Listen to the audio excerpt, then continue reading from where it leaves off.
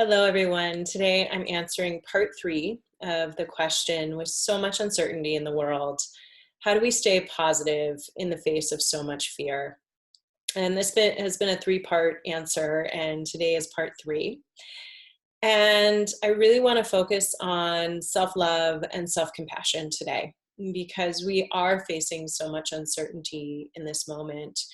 And whenever we're facing the unknown, what happens is our saboteur, that part of us that's very critical, very judgmental of self, gets extremely loud.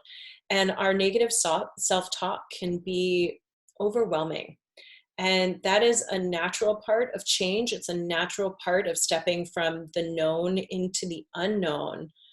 But one of the things I want you to start to think about is how do you bring some awareness and compassion to that voice, knowing that that voice is there to keep you safe. It's not there to harm you. And really starting to work with that voice in a more kind, compassionate, and loving way. I heard a wonderful concept that I want to share with you, which is radical best friendship to self. What does that look like? And in this moment, when things are incredibly challenging and our saboteur voices are loud and should this, should that, so much shoulding happen right now in this moment, can you find a way to be a best friend to yourself? Can you recognize that we're all doing the best that we can? We're all failing forward. This is the first time we've done a lot of different things. I mentioned the other day, our kids are home and we're trying to do homeschool and we're two working parents and we're failing left and right. And we're learning through that process. And part of being compassionate to self is to give yourself the space and the grace to fail forward, to recognize when the saboteurs got you in its grips and making you feel not good about yourself, and really finding a way to start speaking to ourselves in a much healthier, kind way. You know, if we treated anyone in our life or anyone treated us the way that we treat ourselves, they would probably no longer be in our life anymore.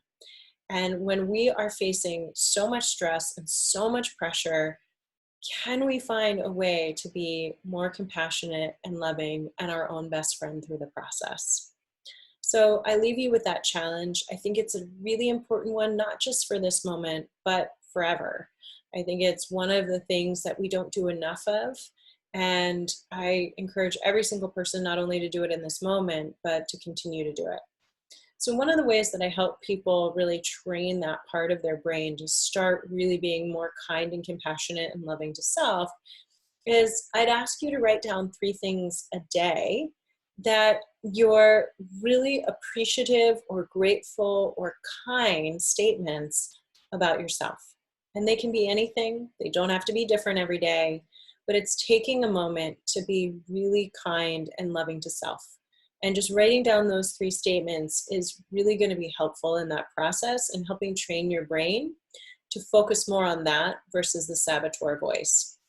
The other thing I want you to work on, if you can, is just paying attention to when that self-critical, self-judging voice really starts to get a hold of you, and just treat that part of yourself instead of saying, no, don't think that, or I don't want to hear that thought. Can you just bring some awareness to it, some kindness, some compassion, and some acceptance that we all have that voice? It doesn't matter how successful you are, who you are.